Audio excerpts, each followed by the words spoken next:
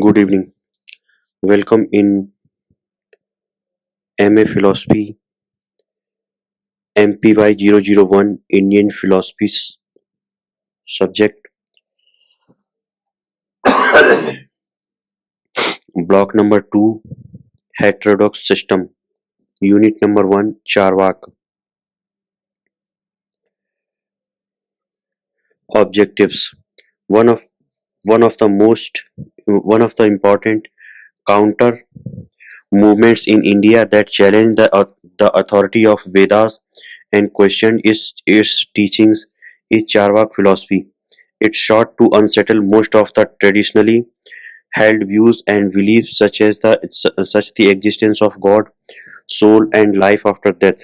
That is why it was called Heterodox School of Philosophy. The aim of this unit is to introduce the students to the teachings, philosophy, and arguments of this school, which were diametrically opposed to those of orthodox schools of philosophy in India. Introduction. Charvak is a non-Vedic Indian materialistic school of philosophy named after a sage called Charvaka, the founder of this system according to a popular view, but some think that Charvaka was a prominent disciple of Brihaspati, the actual founder of the school. Charvaka etymologically means sweet-tongued. Charuvak. Charvakas have sweet words. They are votaries of pleasing ideas if only you choose to follow their ways. Some held that Charvaka has its etymology in charva, which means to chew or eat. It is an allusion to their doctrine to eat, drink, and make merry. According to uh, Gunaratna of 8th century CE, Charva stands for chewing, grinding with the teeth, eating and swallowing virtues and vices. Charvakas are those who take no notice of virtues and vices. Charvaka was also called Lokayata, which is the combination of the two words Loka, world, and Ayata, basis. It accepts only the reality of the material world. In other words, Charvakas are the people who are only about the earth and not about the heaven. Origin of the school. According to the scholars, the origin of the school can be traced back to post-Upanishadic period. The school would have been born between 600 to 400 BCE. The Buddhist text of this period mentions several heterodox teachers such as Sanjaya, the skeptic, Ajita, the materialistic, Purana Kashyapa, the indifferentist, and Kosala, the fatalist, and Katyayana, whose ideas in some way or the other come closer to the views of Charvaka.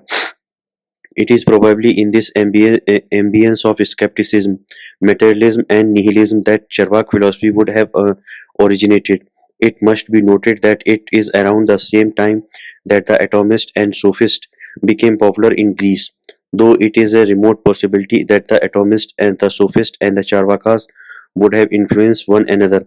It is evident that all these shared certain common views, but Chattopadhyaya, who was written extensively on Lokayat and Charvak school, holds that already in pre-Buddhist text of Chandogya Upanishad uh, of 7th century BCE, there is a reference to view identifying body with the self, the philosophical position of Lokayat Charvak, but it must be noted that the text does not mention the word Lokayatas or Charvakas and attributes the view to the Asuras. According to TMP Mahadevan, even in the earliest text of Rigveda, there are references to heretics, non-conformist, skeptics, agnostics, and critics of Vedas. But Kautilya in the 4th century BC speaks of the Lokayatas through only once, but in the context in which he speaks of them seems to indicate that they had an established system already time like that of the Sankhya and Yoga. In the 2nd century BC, Patanjali speak of the Lokayatas and of the Bhaguri as their supporter. The text of 2nd century CE, namely the Kam Sutra by Saina and the Nyaya Sutra of Gautama, one of earliest texts of Nyaya system, contains the views of Lokayata Sutras and have an extensive discussion mainly on two topics very commonly attributed to Lokayatas, Charvakas, the denial of inference as a source of knowledge, and second, the denial of self distinct from the body. Besides this, the Buddhist source such as Payasi, Suttanat, and Samanna Phalasutta, written around 4th to 5th century CE, speak about the views of materialism, and the later texts speak of heretics of Buddha's time, including Ajita Keshkambali, who is the representative of extreme materialism and regarded as the follower of Charvaka school.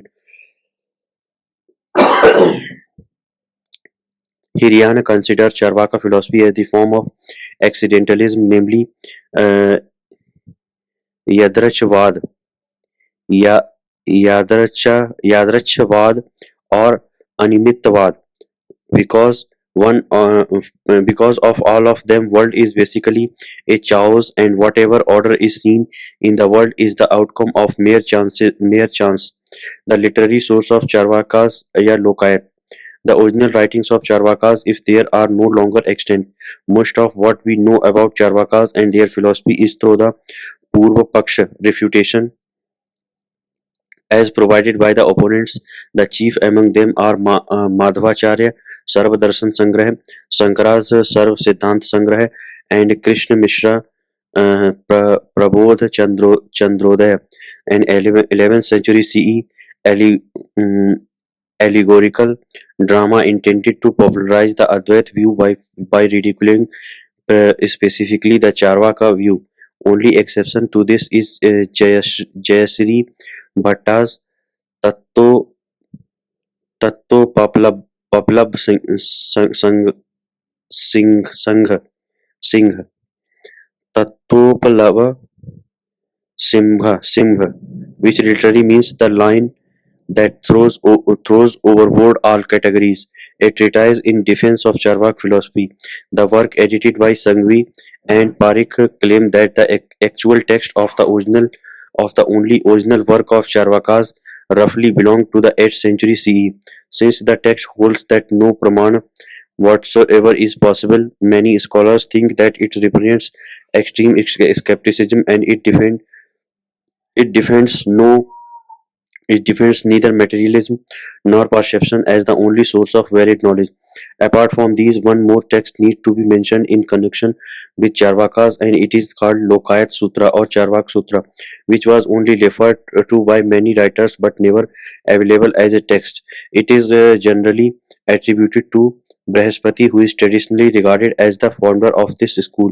Yet the existence of another work known as Brahaspati Sutra, a work on political economy attributed to the same author, brings in more ambiguity. But Mishra's Prabodh Chandrodaya says that the Lokayat Sutras were initially formulated by Brahaspati and later handed over to Charvaka, who popularized them through his pupils. Epistemology. According to Charvak, perception Pratyaks is the only source of valid knowledge, and they hold that nothing exists except what is perceived by five senses.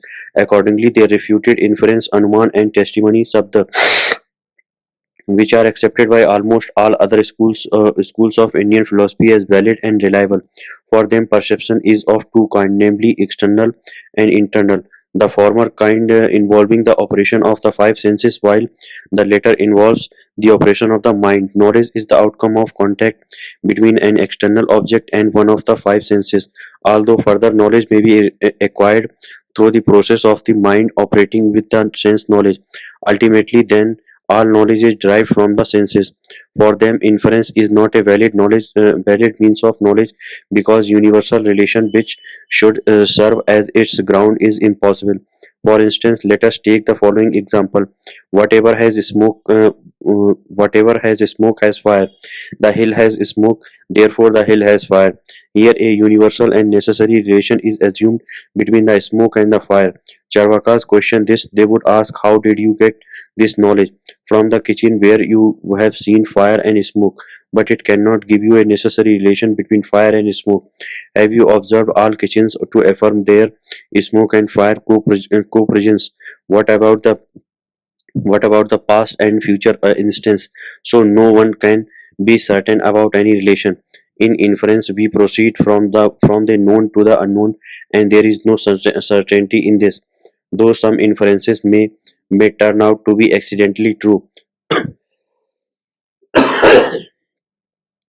just because certain things are sometimes true in some instances, they need not be true at all times in all instances.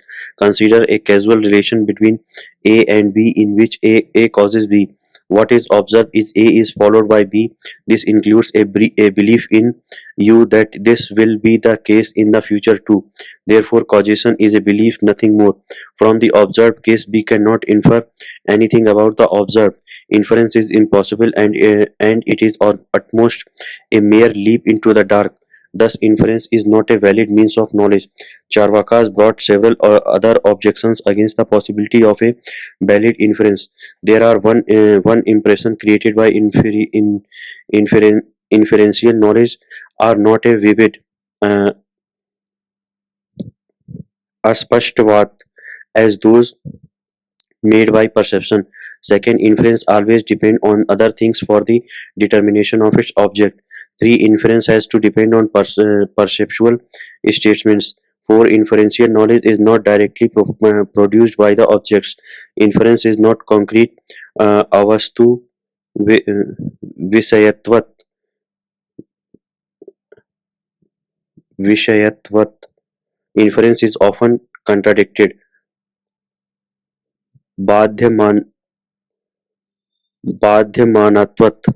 And seven, there is no proof which may establish that every case of the presence of the reason hetu should also be the case of the presence of probandum sadhya. Probandum sadhya. There is no proof establishing the invariable and unconditional concomitance between the middle and the major terms. Charvaka's views on inference has been criticized by many thinkers and philosophical schools. According to them, first of all, inference is inescapable for Charvaka himself. To refuse the validity of inference is to refuse to think and discuss. All thoughts, all discussions, all doctrine, all affirmations and denials, all proofs and disproofs are made possible by inference. It is through inference, not through sense perception, that the Charvaka knows knows what the other doctrine are, and it is through inference that the Charvaka hopes to convince other other of the soundness of his argument. Secondly, the rejection of inference itself is self-contradictory. That all inferences are invalid is itself an inference, which the Charvaka must admit. Some historians of philosophy think that Charvakas did not reject inference altogether. They did not favor the use of inference only for metaphysical category as regard things that have never been perceived. They also do not accept testimony. Shabda Madhvacharya in his Sarv Darshan Sangrah quotes their position as follows: nor can testimony be the means thereof, since we may either allege in reply that this is included in the topic of inference, or else we may hold that this fresh proof of testimony is unable to leap over the old barrier that stopped the progress of inference, since it depends itself on the recognition of a sign in the form of the language used in the child's presence by the old man. And moreover, there is no more reason for our believing another's world that smoke and fire are invariably connected than for our receiving the ipse dixit of Manu,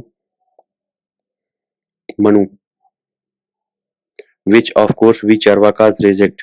Thus, it is clear that testimony testimony does not have any value for the Charvakas, and accordingly, Vedas are not authoritative and they are meaningless and misleading. Those who compose them aim to confound and confuse the common people in order to achieve their own selfish purpose. Metaphysics of Charvakas. Charvakas' metaphysics, which is directly and logically derived from their epistemology, is an unqualified materialistic monism. They hold a philosophy of the matter, which means matter is all. Since perception is the only reliable source of knowledge, whatever is known through it also is real, and matter becomes the only reality. Since perception does not reveal any metaphysical entity, what it can perceive is only matter in its fourfold form: earth, water, fire, and air. Charvakas do not accept ether, Akash, because it is not an object of perception. The four elements are real and not as subtle forms, but in their gross particle forms. There is no reality other than these four elements and their combinations. If so, what is consciousness? How do you account for it? How do you explain the capacity of human being for reasoning, reflecting, and imagining? Charvakas do not deny consciousness but deny only that it can be independent of the body. They regard consciousness as a mere product of matter. It does not inhere in particle of matter, but when the latter came to be organized in a specific form, they are found to show sign of life. It is always found associated with the body and is destroyed with the body's disintegration. When the four elements of matter come together in a particular mode to form the living organism, the animal and human consciousness appear in it appear in it. It is the result of an emergent and dialectical evolution, an epipheno, epiphenomenon, a byproduct of matter. Consciousness is an afterglow of matter. They would say matter secretes mind as liver secretes bile. If none of the element of physical body possesses consciousness, it is not that consciousness is independent of physical body. Their answer would be no. When physical elements come together to form an organic pattern, consciousness emerges. It does not inhere in any particular part of the body. It is just like certain taste and intoxicating qualities are go out of certain combinations of ingredients, though none taken separately possess it. Red is got out the better leaf and thyme and lime, but none of it apparently seems to possess red. The soul therefore is nothing other than the conscious living body. They say that there is no soul or no consciousness apart from body, which is evidenced by the fact that consciousness perishes with the body. Therefore body is the self and the body is the product of material elements. Shankara in his Sarva Siddhant Sangrah described their understanding of the soul as follows. The soul is but the body characterized by the attributes signified in the expression I am stout, I am stout, I am youthful, I am grown up, I am old, etc. It is nothing. It is not something older than that body. The consciousness that is found in the modifications of non-intelligent elements in organize in organism formed out of matter is produced in the manner of the red color out of the combination of betel, areca nut, and lime. There is no world other than this. There is no heaven and no hell. The realm of Shiva and like reasons are invented by stupid impos- uh, im- imposters of other schools of thought. The Charvaka thus denies soul or Atman as the surviving or transmitting entity, but it does not mean, according to Hiryana, that the Charvaka denies a conscious or spiritual principle, but refuses to regard it as ultimate and independent. Charvaka's view on God and religion.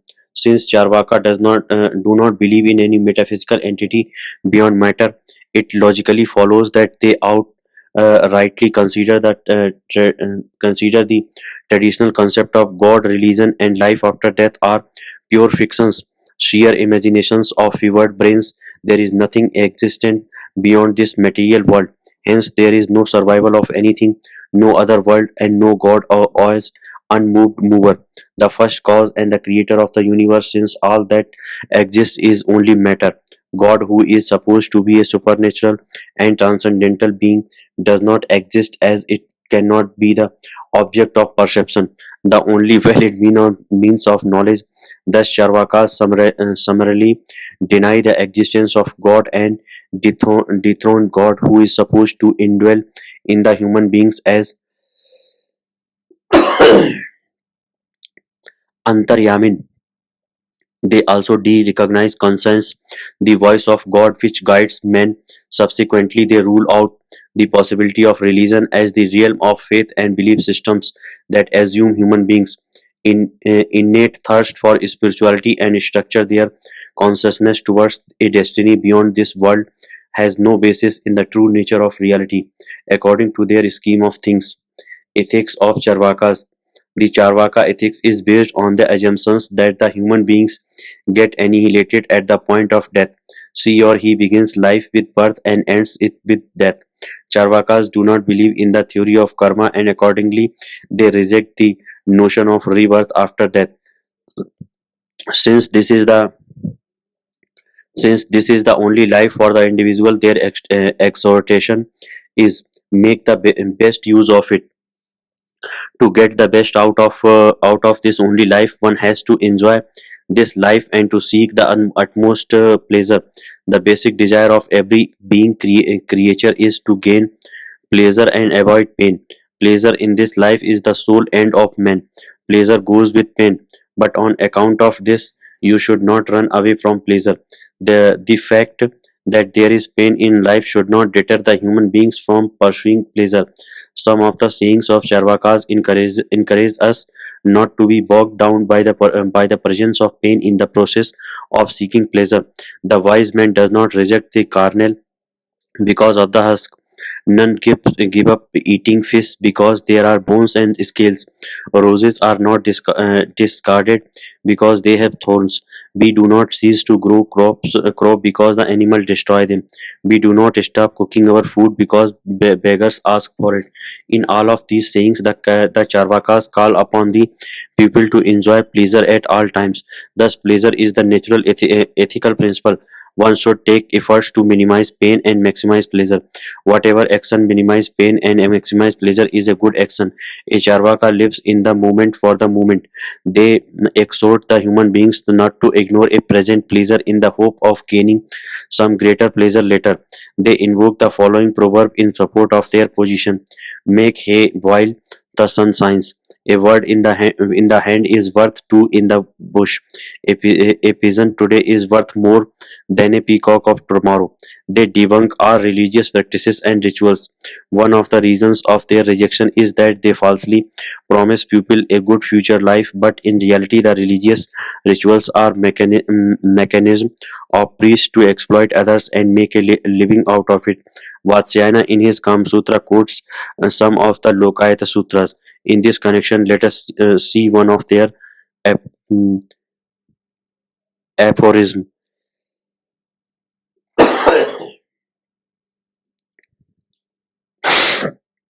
Number one, religious rites should not be practiced. Number second, because of fruition depends upon the future. And number three, and is doubtful. Number four, who unless he is a fool gives away to others what belongs to him. Number five, a pigeon today is better than a peacock tomorrow. Number six, a sure cowdy is better than a doubtful gold coin. These lokayat sutras thus appeal to people not to ignore the present at the cost of the future. In the spirit of cynicism, the one Charvaka asks a priest why he sacrifices a poor animal. The priest replies that the animal sacrificed goes direct to heaven. Then the Charvaka tells the priest, if so, you can jolly well put yourself in that inevitable position.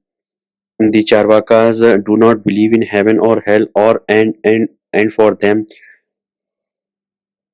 paradise could only be only on this earth. Sankara's Sarv Siddhant Sangrah speak of what has been repeatedly called the Charvaka philosophy of hedonism. The enjoyment of heaven lies in eating delicious food, keeping company of young women, using fine clothes, perfumes, garlands, sandal paste, etc. The pain of hell lies in the troubles that arise from enemies, weapons, disease, while liberation, moksha, is death, which is the cessation of life breath. The wise, therefore, The wise therefore ought not to take pains on account of that liberation. It is only the fool who bears himself out by penances, fast, etc. Chastity and other such ordinances are laid down by clever weaklings. Gifts to gold and land, the pleasure of invitations to dinner are devised by indigent people with stomachs lean with hunger. The construction of temples, houses for water supply, tax wells, resting places, and the like is praised only by travelers, not by others. The Agnihotra ritual, the three Vedas, the triple staff carried by priest, the ass smearing are ways of gaining a livelihood for those who are lacking in intellect and energy. The wise should enjoy the pleasures of this world through the proper visible means of agriculture, keeping cattle, trade, political administration, etc. From the above passage, it is clear that the Charvaka's emphasis is on the individual rather than any collective good. Accordingly, the Charvakas accept only two of the four Purusharthas or traditional human values, namely attainment of worldly pleasure, karma, and the means of securing it, artha, wealth, thus rejecting religious merit, dharma, and liberation, moksha. The Charvakas do not make any qualitative distinctions among pleasures, nor do they try to distinguish the pleasures of the body from the pleasures of the mind, except in the case of activities like trade and agriculture. They accept immediately available pleasures rather than any promised ones of the future, as they would say, a peasant today is better than the peacock tomorrow, and a certain copper is better than a doubtful gold. Let us sum up. Charvak philosophy of Indian materialism, one of the oldest doctrine in India, already quite noted in the earliest text of Rigveda, an anti-hegemonic counter movement, has continued to influence Indian academia even into our modern times, as we see in the philosophy of modern and contemporary Indian thinkers like Devatman and M. N. Roy. Some view Charvak philosophy less as a constructive philosophy than as a reaction to the excess of ritualism, spiritualism, while negating idealism.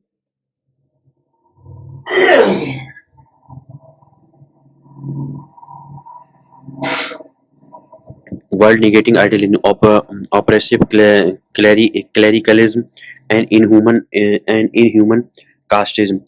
However, this is not to state that the Charvak system is philosophically insignificant and unsound, as Del Rape observes that Charvaka's epistemological outlook is empirical. Their metaphysics materialistic and ethics hedon, uh, he- hedonistic. Charvaka etymologically means sweet-tongued. Charvaka was also called Lokayata, which accepts only the material world as real. Brihaspati is the founder of the school. Some of the texts that refer to the philosophy of Charvakas are Madhvacharya Sarv Darshan Sangrah, Shankara's Sarv Siddhant Sangrah, Krishna Mishra Prabodh Chandrodaya, and Kama Sutra of Vatsyayana, the Nyaya Shastra of Gautama, one of the earliest texts of Nyaya system, and the Buddhist sources such as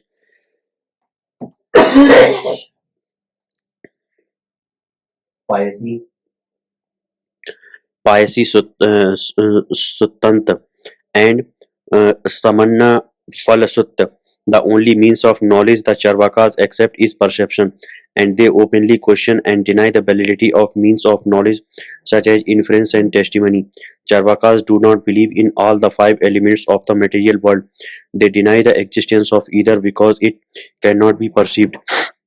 Charvakas do not deny consciousness but only its existence independent of the body. It is always found associated with the body and is destroyed with the body's disintegration. For them, consciousness is as a mere product of matter arising of the combination of four elements of matter under certain favorable conditions. Charvakas do not believe in God because they deny the existence of anything which is not material. Hence, God, who is supposed to be a supernatural and transcendental being, is not a reality, as God cannot be the object of perception, the only valid means of knowledge. Since it is the only life for me, I must make the best use of it. To get the best out of this only life, I have to enjoy this life and to seek the utmost pleasure.